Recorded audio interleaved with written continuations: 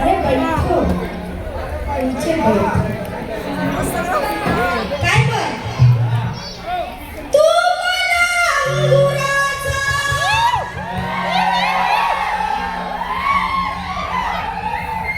तुला मला सगळ्यांना बुवा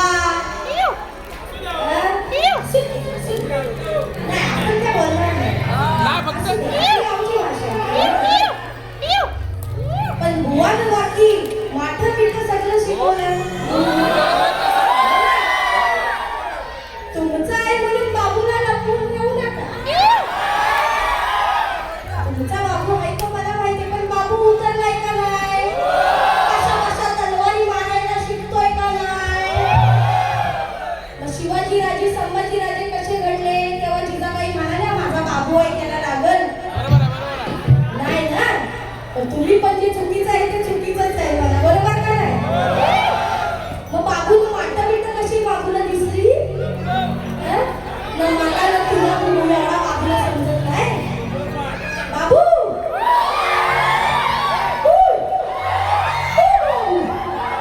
जरा मला तुला आणि ते कसं आहे तू अंगुराचा मी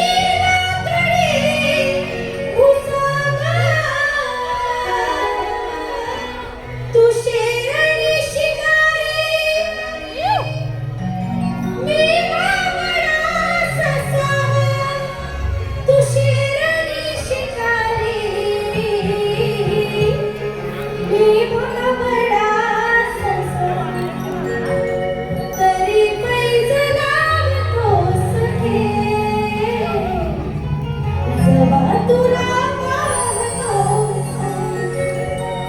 बुवा तर मला बघत पण नव्हता, जेव्हा तुला पाहतो मी इथे समोर बसते. बुवा कोणाला पाहतो का मला माहिती, आणि बुवाने आधीच एक्सेप्ट केलं, आधीच रणात हात टेकले. काय बोलून तू शेरणी शिकारी मी भाबडा ससा. म्हणजे बुवा भाबडा ससा आहे हे मित्रा भाबडा ससा आहे हे त्यांनी पहिलाच मान्य केलं. आणि असो बघा त्यांच्या परीने त्यांनी बारी केली आणि चांगली बारी केली. जोरदार टाळ्या उडवल्या तुमच्या बाबूसाठी. तुमच्या सर्वांच्या बाबूंनी साधू नाही लावला, चांगली बारी उत्कृष्ट केली. पहिला अटेम्प्ट नसून सुद्धा सुंदर पहिली पलट पहिली नसेल केली असतील त्यांनी आधी बाऱ्या, पण माझ्यासोबत पहिली बारी आहे. बहुत सुंदर बारी केला. सुराचं इथे तिथे झालं ते काही मी एवढं नाही गृहीत धरत आहे. पहिली गोष्ट तुम्ही तुरेवाले आहात, तुरेवाले आहात बरोबर की नाही. सत्यवान शिंदे शाहीर तुरेवाले बरोबर.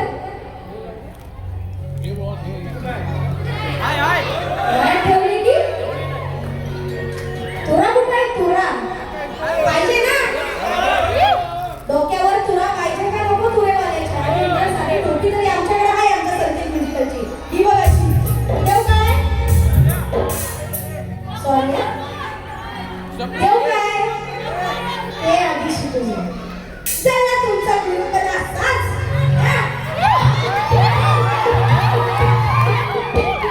आणि मग बोलायचो माझ्या गुरुवर येते, गुरुवर येते. अरे थांब रे जरा, तुला दिसता गुरुवर येते, गुरुवर येते. तुझा पण हात ढोलकीवर जातो, ढोलकीवर जातो. जरा गप, दुसरी बारी आहे बरोबर का नाही. भेंडी भेंडी कशी शिरा चालून चालून फिरत होती. एक गीत आणलं होतं आदरांजलीचं गाणे, कारण बुवाचं मला वाटतं त्याच्या बाजूला दुसरं लिहायला लागतंय का काय श्रद्धा लिहिते. बुवा चांगली बारी करता, जरा गुरुचं पण आहे. आता तुम्ही म्हणाल गुरु गुरु गुरु गुरु, अरे गुरु का, तर तुम्हाला घडवणारा गुरुच आहे ना. मला घडवणारे माझे गुरु, तुम्हाला घडवणारे तुमचे गुरु. पुढे जाऊया. बुवा मला म्हणतात की बुवानी स्तवन घेतलं, ज्यांना स्मरितो मी सांग जसं काल उभे पाठीशी माझे महाकाल. हो हो वाव हो, तुमच्या पाठी पुढं वरती खाली सगळीकडे महाकाल असू देतो. पण तुझ्या गुरुला आणि तुला पण पुरून लक्षात ठेव.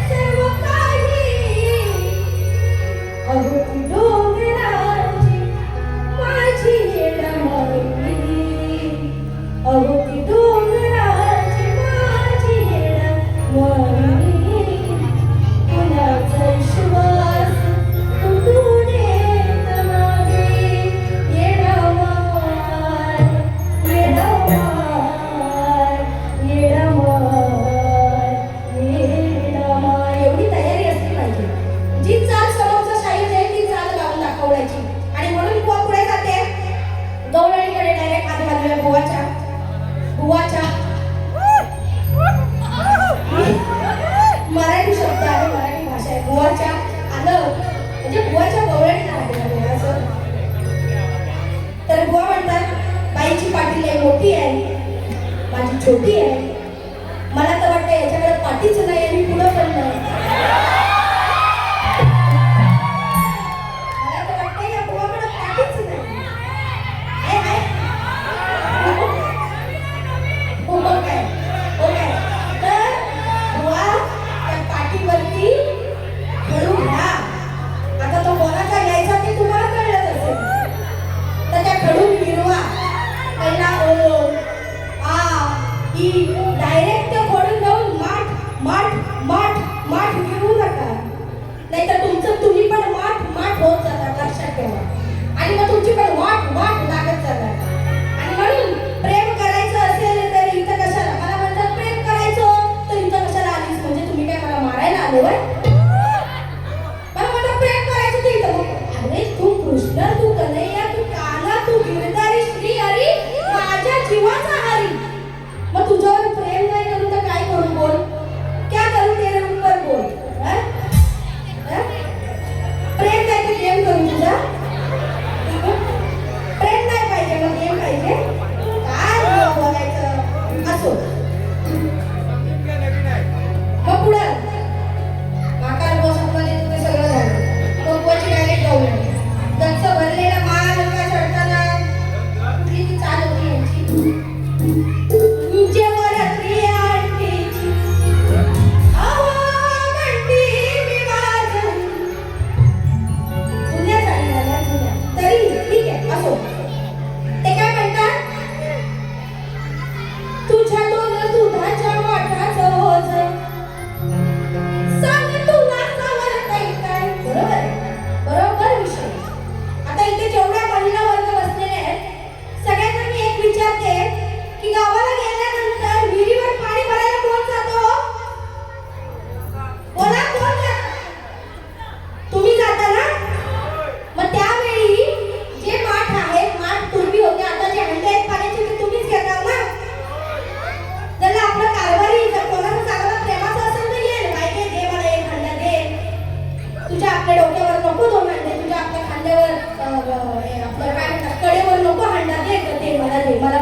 तुझ्याकडे बघून कसं तरी वाटते. असं एखादा बोलणारा का बाकीचे घरात बसून नुसत्या भाकऱ्याच खाणार आहे, पण विहिरीवर जाणारे पाणी भरून आणणारे आमच्या बायकाच आहेत.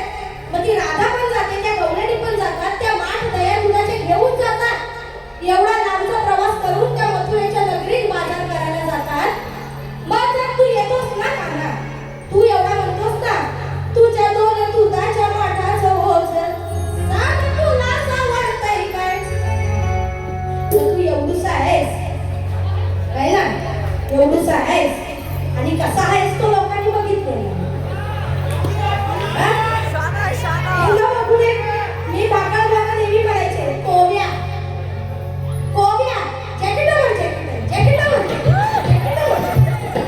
तेव्हा कुठे हे दिसणार असो व्यंगावरती अंगावर. मला बोलायचं नाही पण एक आठवलं म्हणून आपलं बोललंय. हा पण विषय घेतली हे सांगतील बुवा तुम्हाला कोव्या बोलली ना, तुम्हाला कोव्या बोलली. हे म्हणजे कसं आहे माहिती, हागलं मुक्त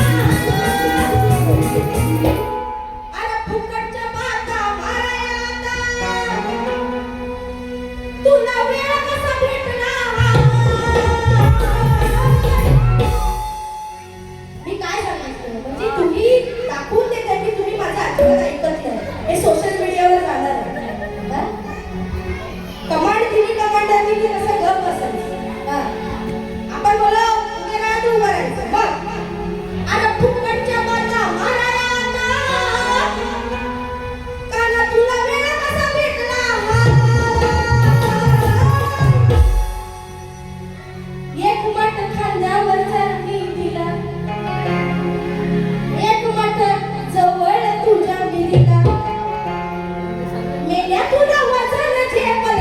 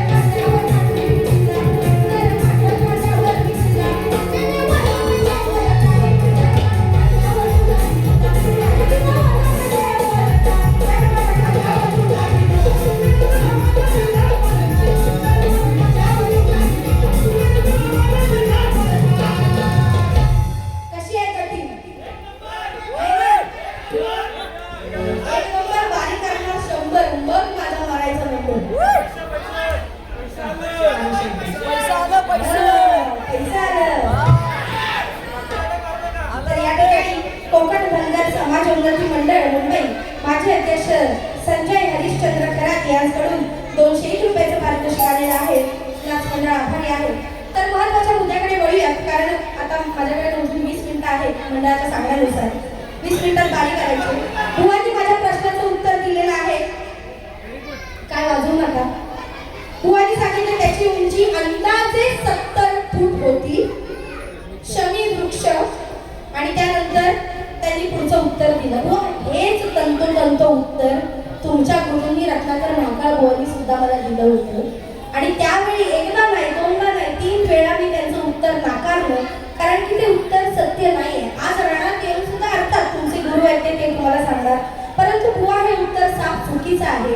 अजून थोडासा अभ्यास करा आणि उत्तराच्या दिशेकडे वळा आणि व्यवस्थित उत्तर द्या, परिपूर्ण उत्तर द्या. हेच तुम्हाला सांगायच्या नंतर प्रश्न तुमचा. जसं तुम्ही प्रयत्न केला तसा मी देखील प्रयत्न केला. बघूया. तर तुमचा विषय होता की भीमाबरोबर एक मल्लयोद्ध्याचं मल्लयुद्ध झालं.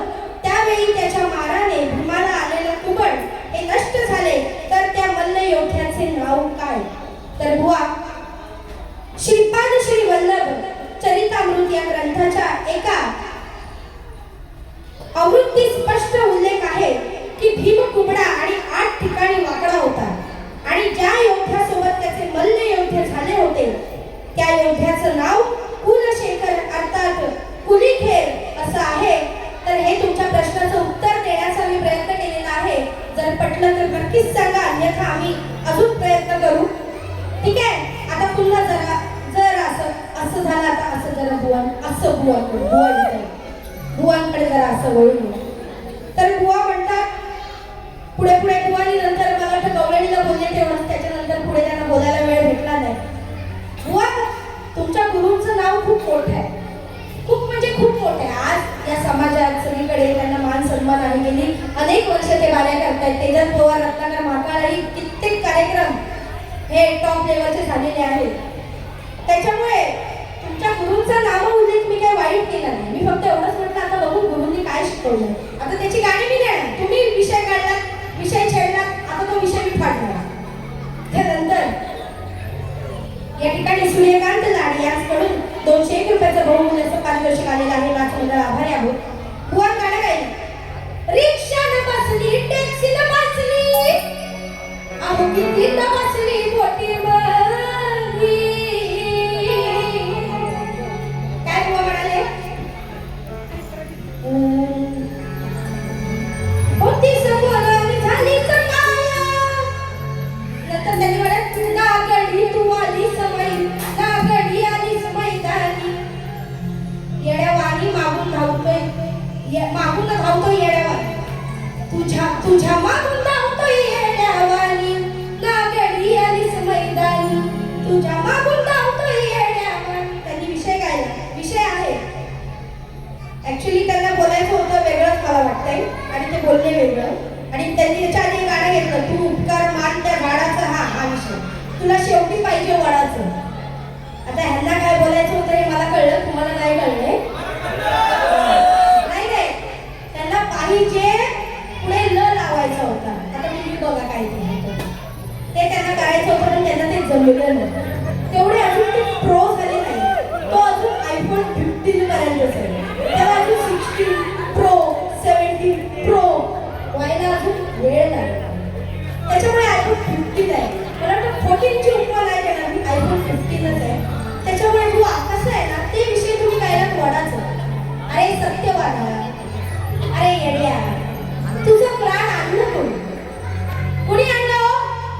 त्या सावित्री, तुझ्या बायकोनी तुझं प्राण त्या यमाकडे याचना करून आणले.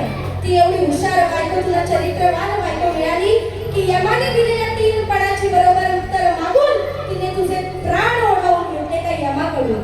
तो यम तुला घेऊन चालला होता त्या दिशेकडे की सावित्री त्याच्या पाठून पाठून जात होती. आणि त्यावेळी त्याने विचारलेल्या प्रश्नांची उत्तरं तिने बरोबर दिली आणि तेव्हा सत्यवाला तुझे प्राण पुन्हा आले. आणि आज त्याच सावित्रीला तू म्हणतोस की तू उपकार मान त्या झाडाचं, तुला शेवटी पाहिजे वडाचं. Okay okay okay boss, okay accepted. तर सत्यवालाचा विषय आणि चालू कुठली होती? अरे रेकॉर्ड ब्रेक केलाय त्याने आपण फुलच्या गुन्ह्यात. अरे बायको तुझी मी रडून रडू.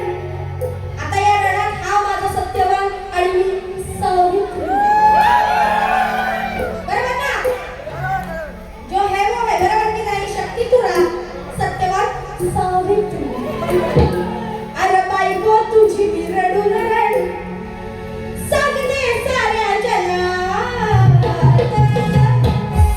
नव्हतं आलं रे माझ्या मनात, नव्हतं आलं रे माझ्या मनात, मेला सत्यवाला एका क्षणात. माझ्या मनात मेला सत्यवाला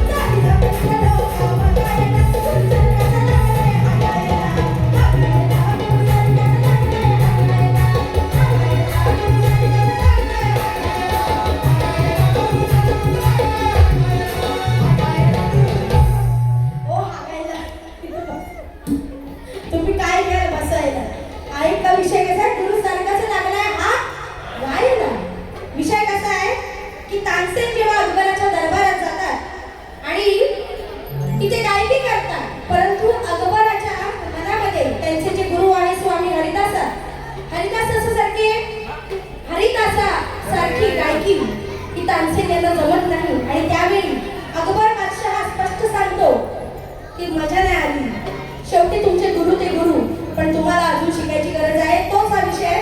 गुरु सारखाच लागलाय हा गायला, बाकी काही विषय नाहीये. बरं गाणी आवडतायत ना?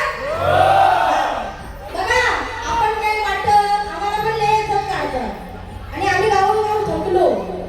ऐकलंय ना तुम्ही गाण्या माझ्या बऱ्याच? गाऊन गाऊन आता थकलो आणि आता ह्या अश्लीलपणाला मुकलो असं झालं.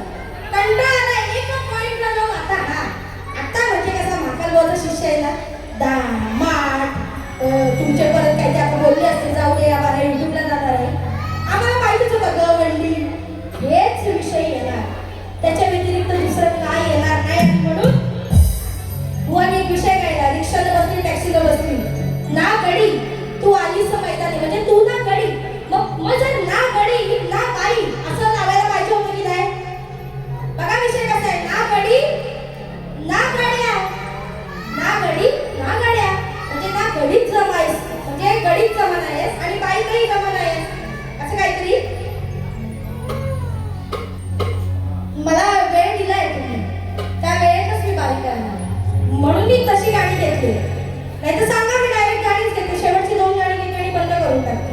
तरी मी अंतरे नाही मारले म्हणून म्हटलं स्वतःचा बाबू असा विषय असो. नाही साठी मत करो बॉस, यांना वो 15 मिनिट भी नहीं देगा मैं. 10:30 पर्यंत मी तिथे लागते तर नको तसं. तर बुवानी विषय गायला की शिखंडी शिखंडी हे भीष्माला मारण्यासाठी गेले होता. तर शिखंडी ना बाई ना बाप्या.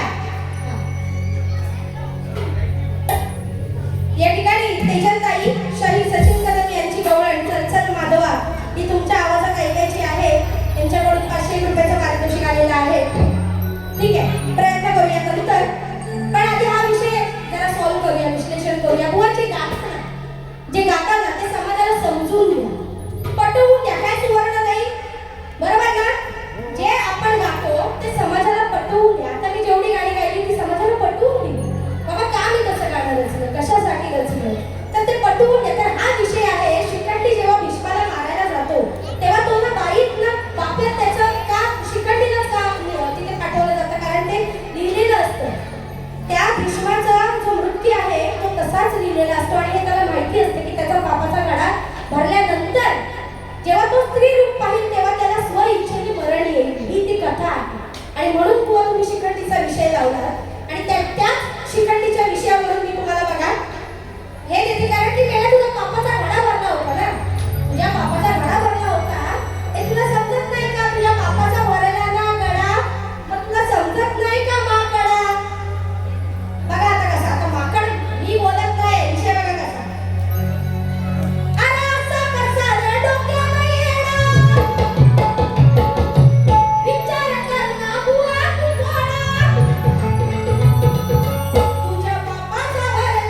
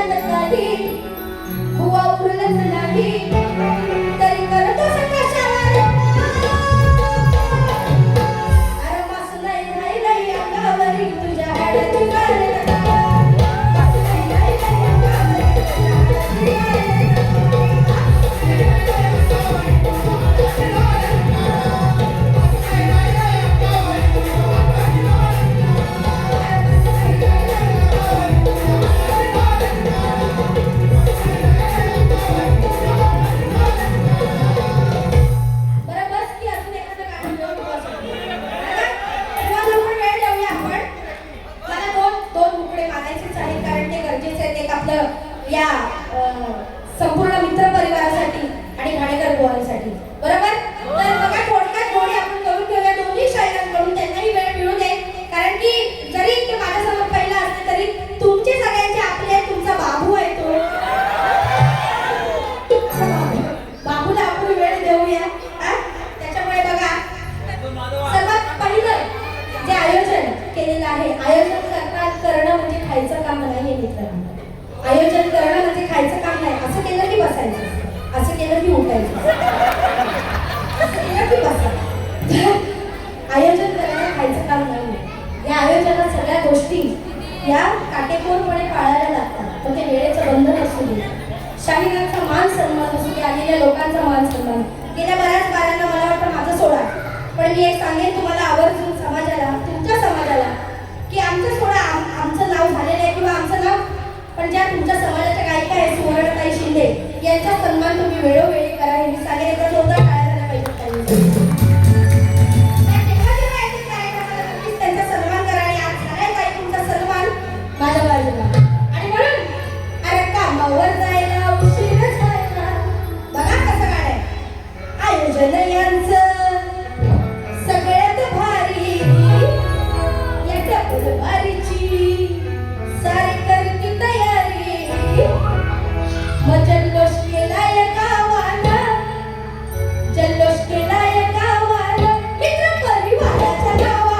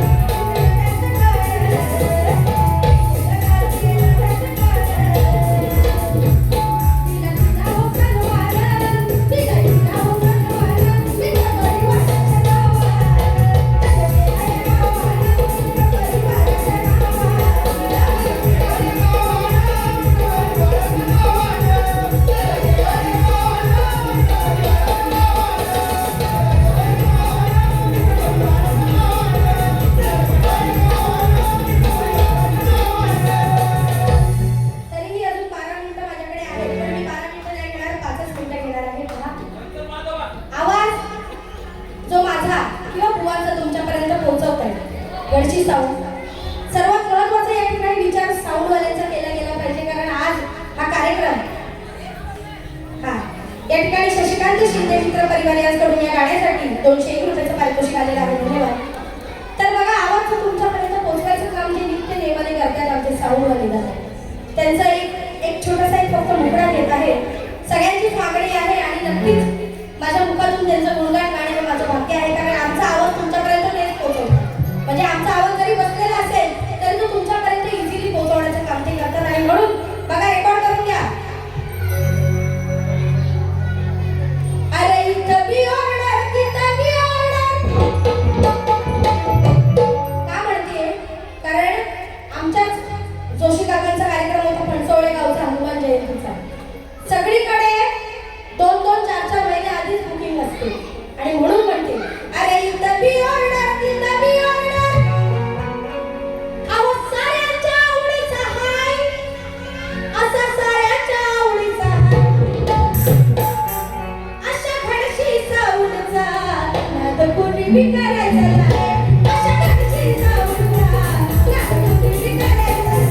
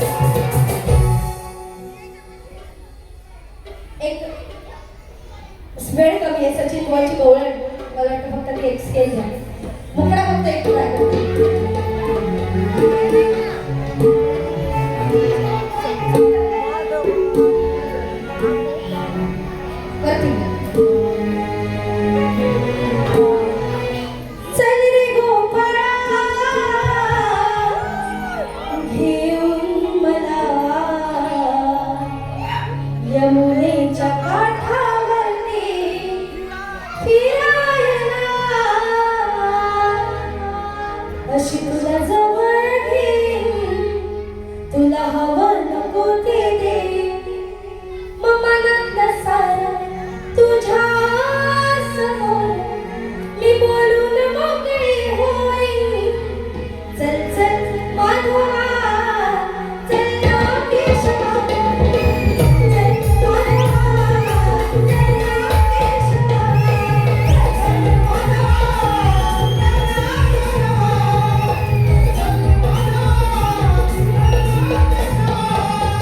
चल माधवा, चल ना